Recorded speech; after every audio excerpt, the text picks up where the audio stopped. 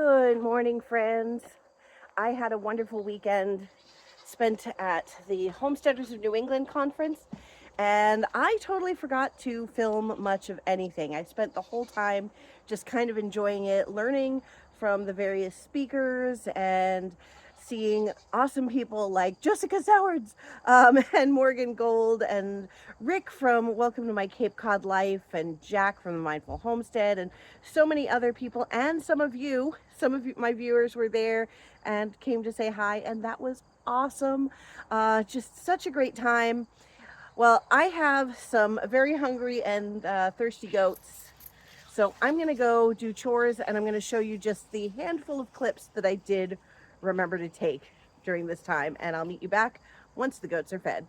I'm going to tell you two stories. Hopefully I won't forget both. But the first one is that when I first got him, I did a lot of things wrong.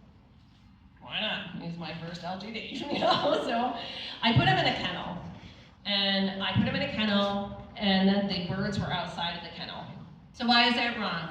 That's wrong because the birds are outside of the kennel, and so his brain is going, oh, I don't belong next to the birds. The birds belong out there and not near me.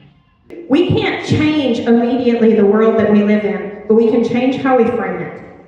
We can change how we see it. I told you when I started talking that I am so excited to be alive during an unprecedented time, because it means we may actually be able to change the world. Yes, come on. Because it's changing. It's ever changing rapidly, and it's not happening to us.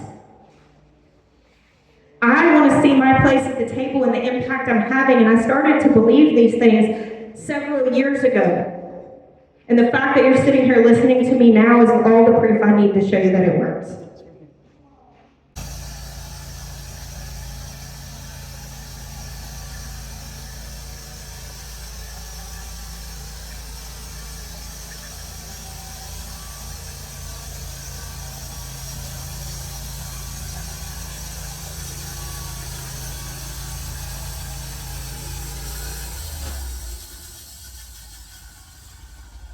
So yeah, I had a great time at Homesteaders of New England this weekend. It was a great time. I was just having so much fun. I barely remembered to pull my phone out to do any sort of recording at all. This is Bug, for those of you who are uninitiated.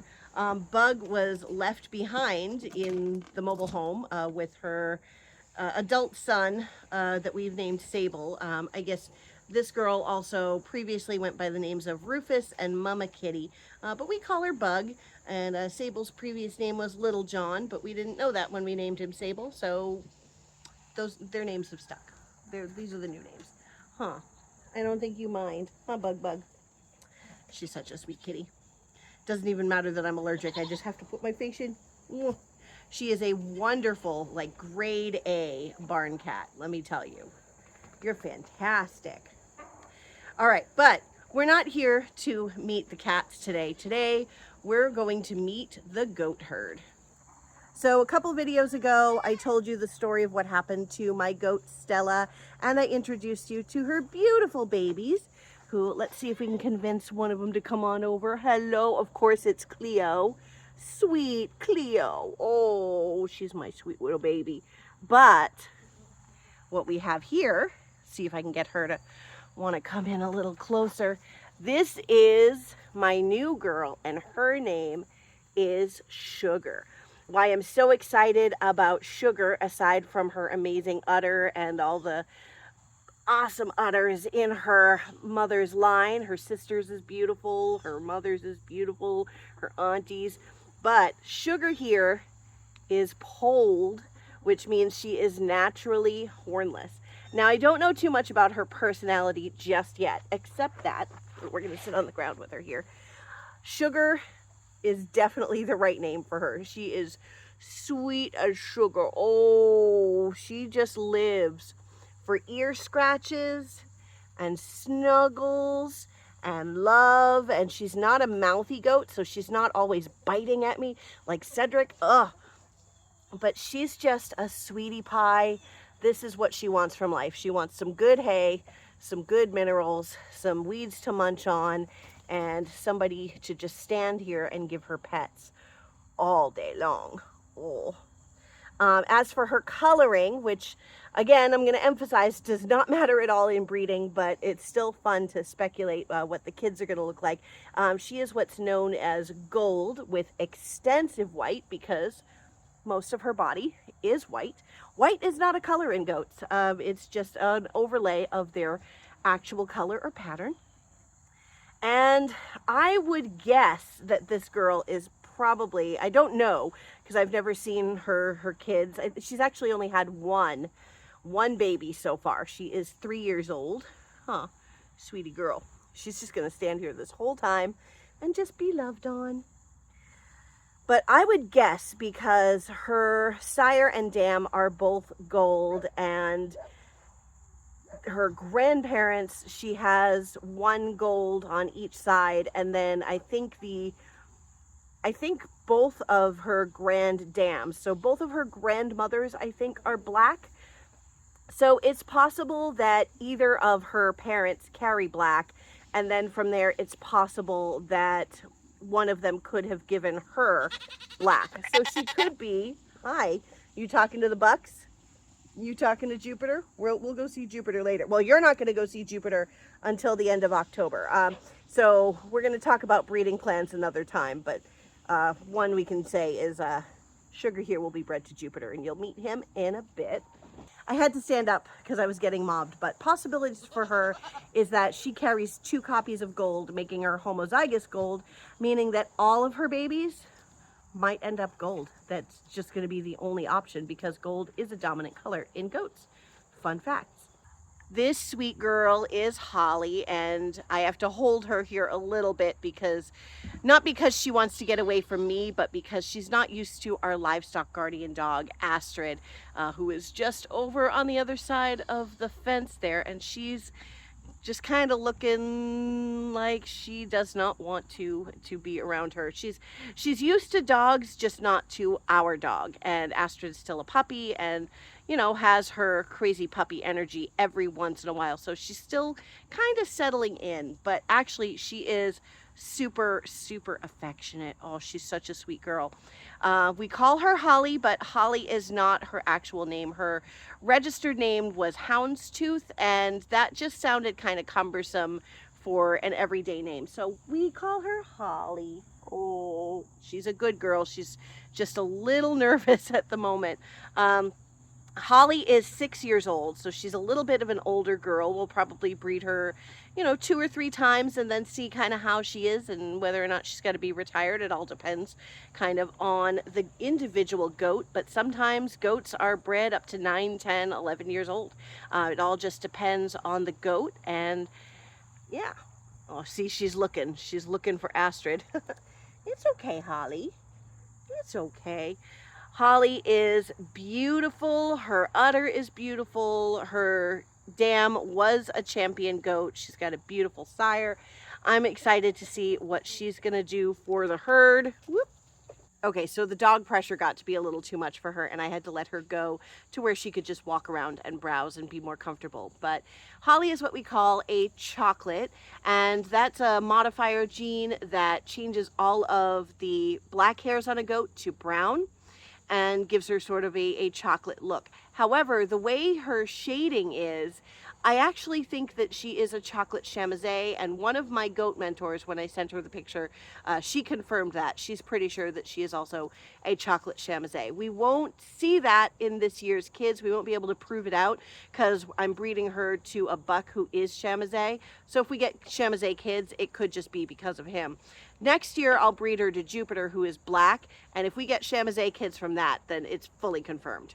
And this, as many people who follow, especially if you follow Facebook, you know all about Cedric. He is our weather. He is our chief mischief maker and attention hog, as you can see. He wants all the love, all the attention, all the affection.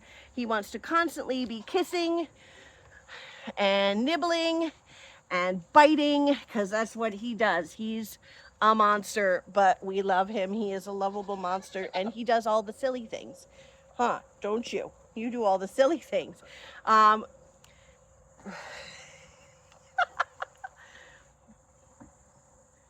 Oh, and now that I've got him out here, I won't be able to get rid of him. He's gonna follow me around for the rest of this video. It's gonna be ridiculous.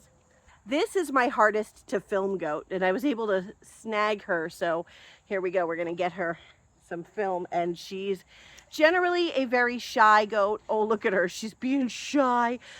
She is the don't touch me goat. She's very standoffish. She's always been that way, always been shy. She is used to me and comfortable with me, but she's just generally not one for physical affection. So I will take this for the 2 seconds I have before she walks away. Because I don't want to just hold her here if she wants to struggle. Honey is beautiful. She is a yearling, and she will be bred for the first time this year, and she is gold, as you can see. I believe she is gold carrying black or carrying buckskin.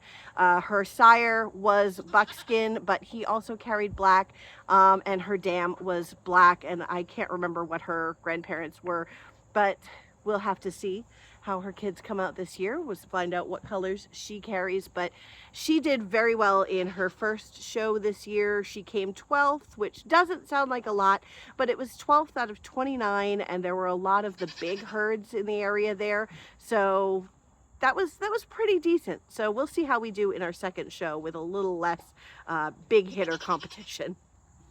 Now this is Corey. And if anything about her seems familiar, like this obsessive licking and nibbling and need for attention, that's because her full brother is our weather, Cedric. And now I'm going to hold her here because she's going to try to run off and go snack. She's like, if I give you enough attention, you will tell me to go away. That's kind of like her thing. She loves affection, but she also uses it as a way to be told to go away. She's so beautiful. She's bruising my leg though. She is a buckskin with extensive white overlay, so you see most of her body is covered in white, and she has these beautiful blue eyes. She and Mirabelle, Stella's baby, are the only blue-eyed goats in the herd. I'm really excited for babies from Corey. I've seen her sister Blue do well in shows. Her sister Chai got her first championship leg this year. So I'm really excited to see how things shape up for her. And now she's like, oh, give me the butt scratches. Give me the butt scratches. So she is a very affectionate girl, but she's also very independent. And she uses that affection to be like, if I overwhelm her, she's going to tell me to go have snacks. So that's what she does. I didn't introduce Mirabelle and Cleo because they were introduced in their own video when we talked about what happened with Stella. But now we're going to go see the bucks. So this little sweetie pie is much more interested in eating than he is getting affection right now. But this is Jupiter. He is our handsome little buckling. Oh, look at you. Oh, do my hands smell? They smell like dough. Oh, goodness. Oh, goodness. That's a good smell, huh? Jupiter is 5 months old, and he is our buckling, and he is going to sire some babies this year for us. Oh, and here comes Rebel. Look at this hunka burning love. Oh, he is a big stinky boy with his magnificent smelly beard. He is actually a super love bug. I just don't want to go over and touch and cuddle on him because he stinks. It's that time of year.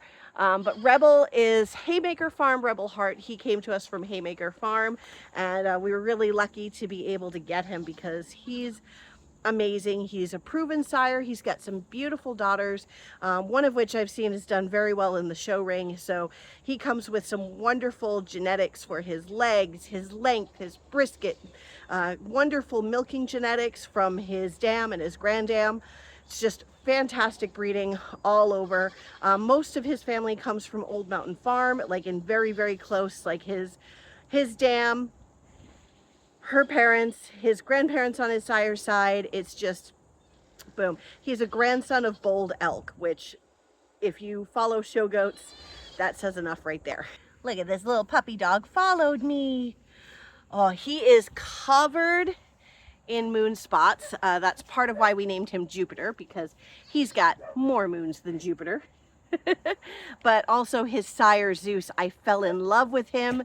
Oh goodness, you guys gonna be rowdy? They all want affection. Oh, look at you, you smell so bad, I love you. Rebel was the only buck that I actually planned to get. Jupiter was an impulse buy. I saw his sire at a show and I absolutely loved him. I had planned to bring Stella to breed to him this fall, but when we lost her, that plan had to go away.